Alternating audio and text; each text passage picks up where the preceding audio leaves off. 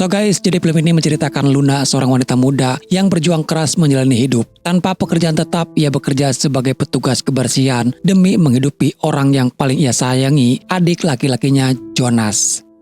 Jonas menderita asma parah sehingga Luna harus selalu mengawasinya karena lingkungan sekitar sangat mempengaruhi kondisi kesehatannya. Ibu mereka, Natalia, adalah seorang pemandu wisata yang jarang sekali pulang ke rumah. Ia lebih banyak menghabiskan waktunya bepergian untuk urusan pekerjaan. Hingga suatu hari, Natalia pulang membawa kabar bahwa ada lowongan pekerjaan sebagai petugas kebersihan di sebuah kapal pesiar wisata. Natalia memaksa Luna untuk mengambil pekerjaan tersebut. Luna awalnya menolak keras karena ia tidak tega meninggalkan Jonas sendirian, apalagi ibunya jarang ada di rumah. Namun Natalia berkata bahwa neneknya lah yang akan menjaga Jonas. Dengan iming-iming bayaran yang besar, Luna akhirnya luluh. Ia berpikir mungkin ini adalah satu-satunya jalan untuk mengubah nasib, mendapatkan tempat tinggal yang lebih layak untuk Jonas, dan keluar dari kemiskinan akut. Singkatnya, Luna pun menerima tawaran tersebut, berpamitan pada semua keluarga, dan ia berjanji akan selalu mengabari mereka. Singkat waktu, Luna bekerja bersama para pekerja lainnya di sana. Pekerjaan di kapal yang tidak terlalu sibuk membuat dia punya banyak waktu, bahkan rutin melakukan panggilan video dengan Jonas. Ia dengan bangga menunjukkan sosok kapten kapal kepada adiknya melalui layar ponsel. Dan seiring waktu, Luna juga berpacaran dengan laki-laki pekerja lainnya di sana. Semuanya berjalan cepat guys, sampai suatu hari saat sedang melakukan panggilan video dengan Jonas, Luna menerima sebuah kabar buruk yang membuatnya sangat terguncang. Setelah panggilan itu, Luna berubah drastis. Ia menjadi sangat depresi. Ia juga memutuskan kekasihnya itu secara tiba-tiba. Dan dalam satu adegan yang samar, terlihat seseorang melompat ke laut.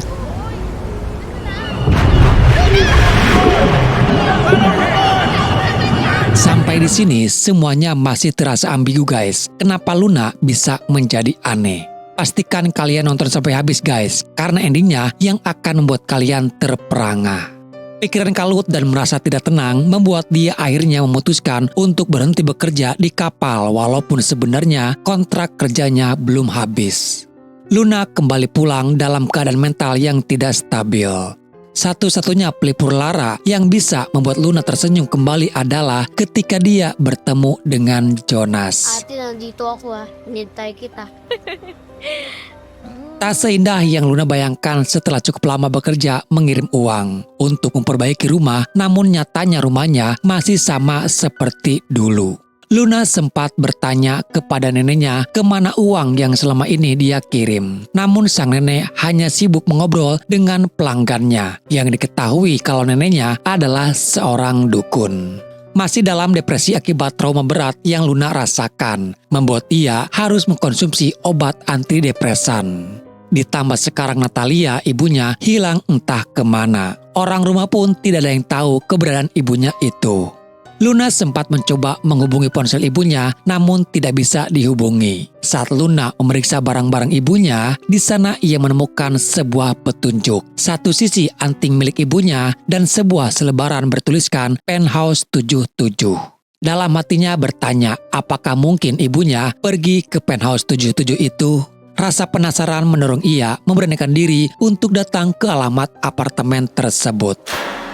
Secara kebetulan di depan gedung, ia bertemu seorang wanita pengemis yang meminta uang untuk makan. Wanita itu bertanya mengapa Luna datang ke tempat ini. Luna pun menjawab kalau ia sedang mencari seseorang. Dengan tatapan aneh, pengemis itu memperingatkan kalau ini adalah tempat yang berbahaya. Tempat ini memakan pikiran manusia. Ia menyuruh Luna untuk berhati-hati di dalam sana.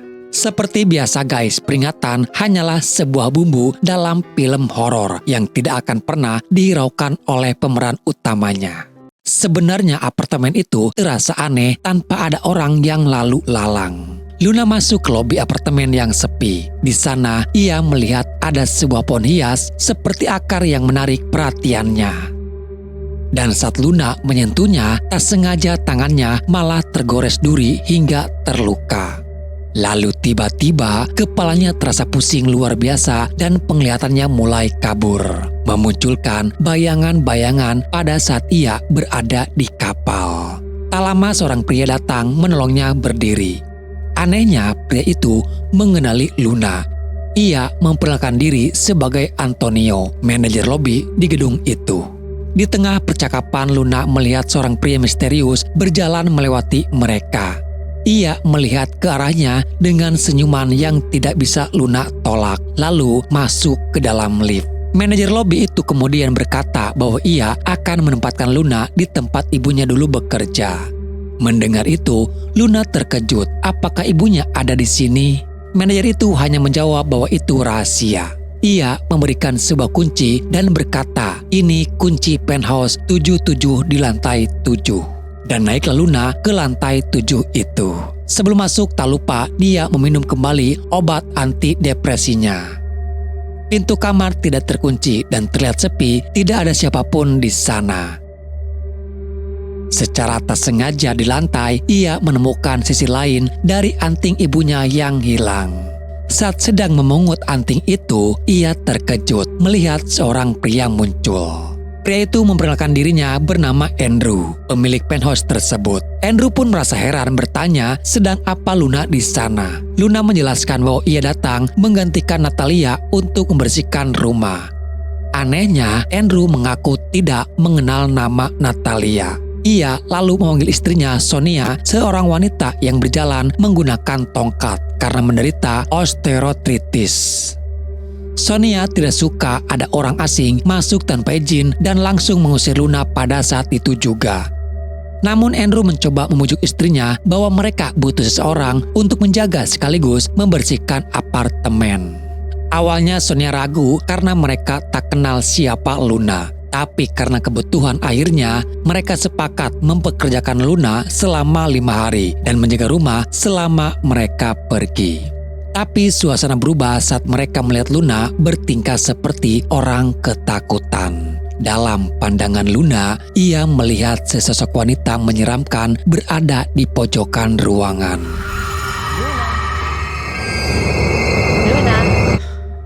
Andrew dan Sonia pun pergi meninggalkan Luna sendirian di apartemen mewah itu.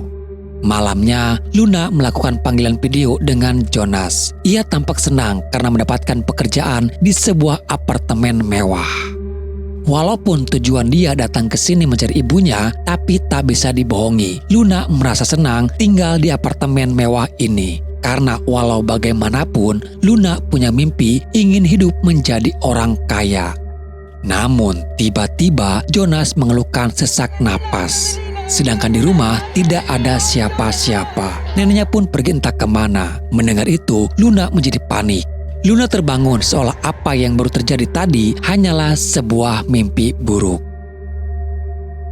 Dia kembali pulang dan langsung menanyakan kepada sang nenek, mengapa belakangan ini ia terus melihat hal-hal aneh. Setelah melakukan penerawangan menggunakan sebuah telur, neneknya berkata, "Kau telah mengutuk dirimu sendiri. Kau mengisi pikiranmu dengan kesedihan dan duka, dan rasa sakit itu mengisi jiwamu dengan dosa."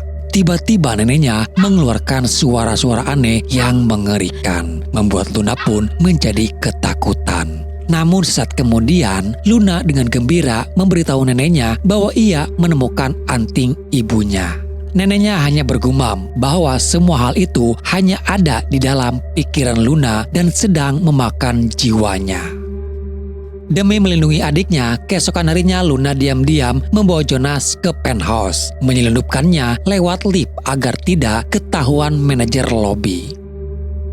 Jonas pun merasa senang berada di dalam apartemen itu. Mereka berdua menikmati fasilitas kemewahan di sana. Namun keanehan mulai terjadi. Ketika mereka berdua mandi di bathtub dan sedang bercanda, tiba-tiba Jonas menghilang masuk ke dalam air. Luna panik mengaduk-aduk air, tapi Jonas tidak ada di sana. Yang membuat Luna terkejut, tiba-tiba Jonas muncul masuk ke kamar mandi dan sudah terbalut handuk. Luna bertanya kenapa Jonas sudah ada di luar. Jonas menegaskan bahwa dari tadi dia sudah keluar dari bathtub. Bahkan Luna sendiri yang memberikan handuk kepada Jonas. Luna kemudian tertidur di bathtub dan bermimpi dirinya mengapung di air.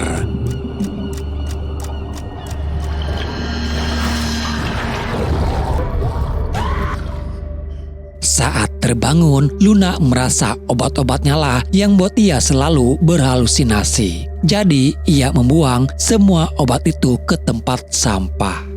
Merasa ini adalah kesempatan tinggal di apartemen mewah, dia pun mencoba beberapa gaun milik Sonia hanya untuk sekedar merasakan bagaimana hidup menjadi orang kaya. Tapi halusinasi itu muncul kembali, seolah ada sosok makhluk tak kasat mata yang sedang memperhatikan dirinya. Luna terkejut ketika Jonas muncul dan menakutinya. Jonas mengajak Luna untuk main petak umpet. Saat mengejar Jonas, Luna melihat sosok tertutup kain di tempat tidur. Yang ia kira itu adalah Jonas. Sosok itu berdiri tepat di hadapan Luna. Yang membuat Luna takut adalah ketika di kepala sosok yang tertutupi kain putih itu mengeluarkan banyak darah. Di saat bersamaan, Jonas muncul dari arah lain. Lalu ia kembali mengumpat. Saat sedang mencari Jonas, Luna dikejutkan Sonia, pemilik rumah yang muncul entah dari mana. Ia berkata kembali hanya untuk mengambil paspor. Sikap Sonia berubah manis, mengizinkan Luna memakai baju dan memakan makanannya. Setelah memberi peringatan untuk tidak memasukkan orang asing, Sonia pun pergi lagi. Setelah Sonia pergi, Jonas terlihat memakan makanan dari kulkas. Saat Luna melarangnya, tiba-tiba wajah Jonas berubah menjadi aneh dan menyeramkan. Bergerak mendekati Luna sebelum akhirnya kembali normal.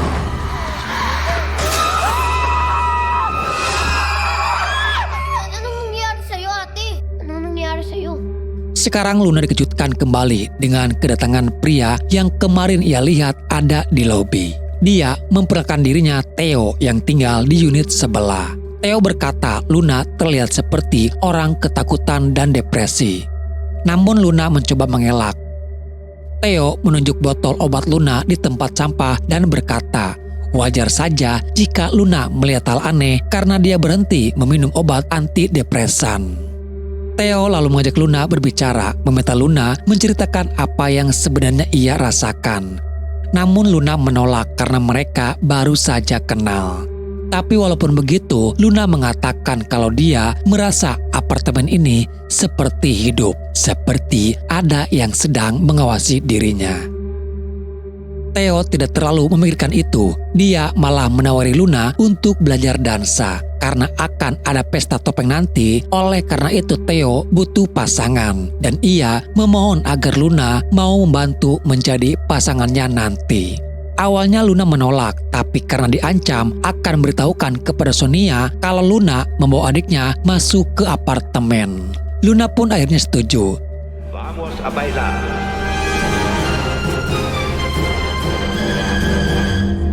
Di tengah tarian itu, Theo tiba-tiba melamar Luna menjadi istrinya.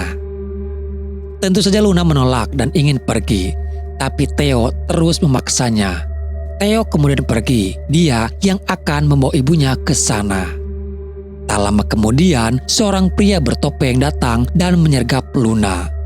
Saat topeng itu dibuka, ternyata dia adalah Andrew. Andrew berkata, "Kau tidak akan pernah bisa meninggalkan tempat ini." Luna berlari kembali ke apartemen, namun Jonas sudah menghilang. Dia terus mencari Jonas dan akhirnya Luna menemukannya berada di dalam laci sempit. Di waktu bersamaan, ingatan-ingatan mengerikan kembali teringat di kepalanya. Ingatan tentang Jonas yang berteriak kesakitan di lantai.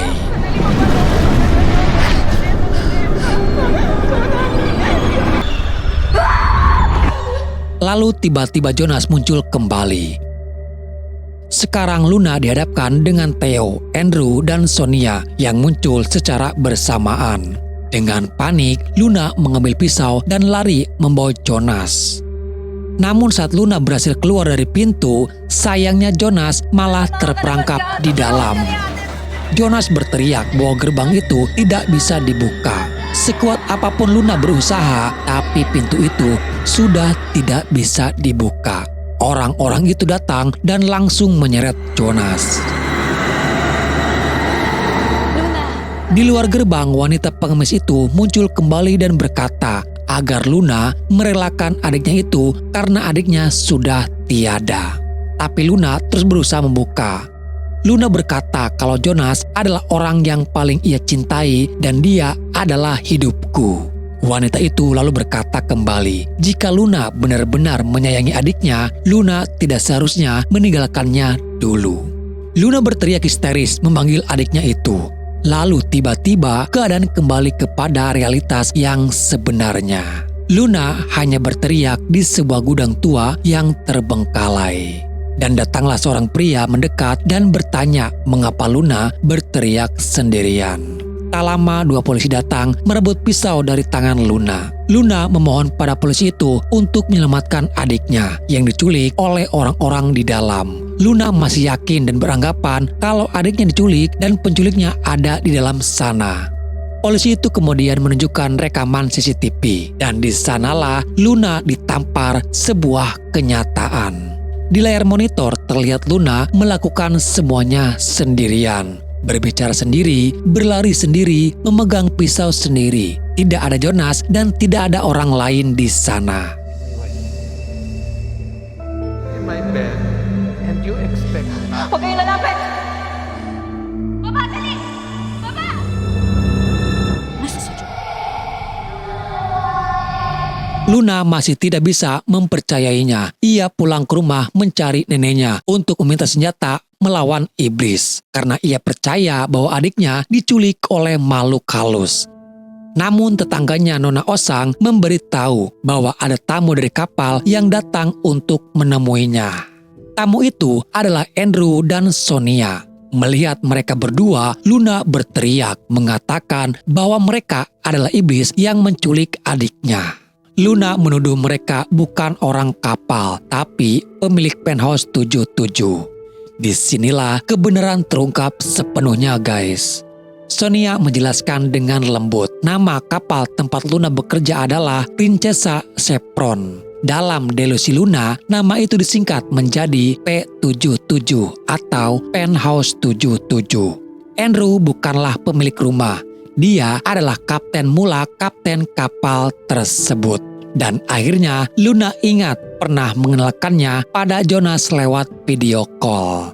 Dan fakta yang paling menyakitkan pun terkuak. Kapten Mulak atau Andrew berkata bahwa yang sebenarnya terjadi adalah Jonas meninggal dunia saat panggilan video itu berlangsung. Saat Luna bekerja di kapal, Jonas mengalami serangan asma hebat saat video call dan tidak ada yang menolongnya. Luna menyaksikan adiknya meninggal lewat layar ponsel. Guncangan mental dan rasa bersalah yang begitu hebat membuat Luna melompat ke laut untuk melakukan bundir. Dan itulah adegan orang melompat di awal film. Tulong! Ma'am! Tulong! Tulong! Yung kapatid ko po nag-iwan.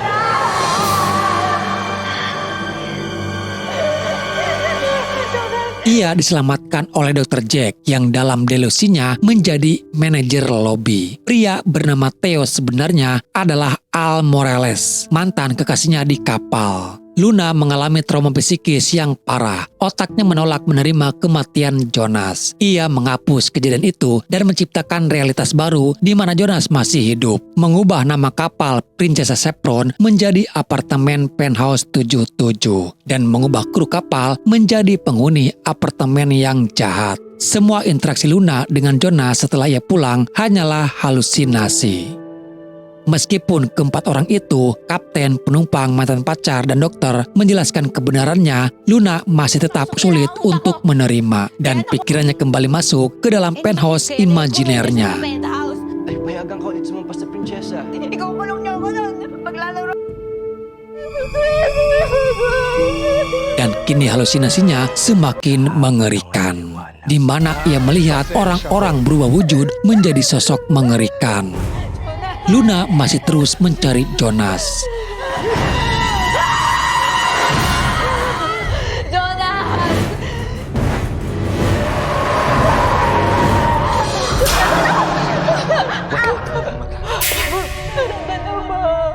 Jonas, nasaan ka na ba? Beberapa saat kemudian, dalam alam bawah sadarnya, seorang wanita menyuruhnya menghadapi kebenaran. Tulungan mo ako, Jonas. Luna akhirnya bertemu Jonas sekali lagi dalam memori panggilan video terakhir mereka. Ia diperlihatkan di detik-detik terakhir saat Jonas meninggal dunia. Dengan berurai air mata, Luna memangku adiknya. Sekarang Luna bisa menerima kenyataan bahwa adiknya yang paling ia cintai telah tiada. Dalam pangkuan itu, adiknya berkata bahwa anugerah terindah yang diberikan Tuhan adalah dia diberikan seorang kakak seperti Luna. Begitupun Luna menjawab bahwa Luna pun sangat beruntung mempunyai adik seperti Jonas. Dan kata terakhir yang terucap adalah salam perpisahan yang mendalam di antara keduanya.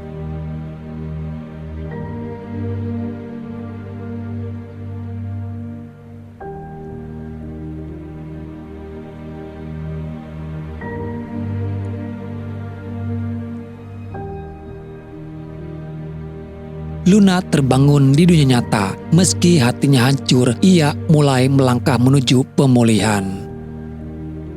Film ini mengajarkan kita satu hal yang menyayat hati, bahwa terkadang iblis yang paling menakutkan bukanlah hantu atau monster, melainkan rasa kehilangan yang tidak mampu kita terima. Dan tindakan paling berani yang bisa dilakukan manusia bukanlah melawan kegelapan, melainkan merelakan orang yang paling kita cintai untuk pergi selamanya.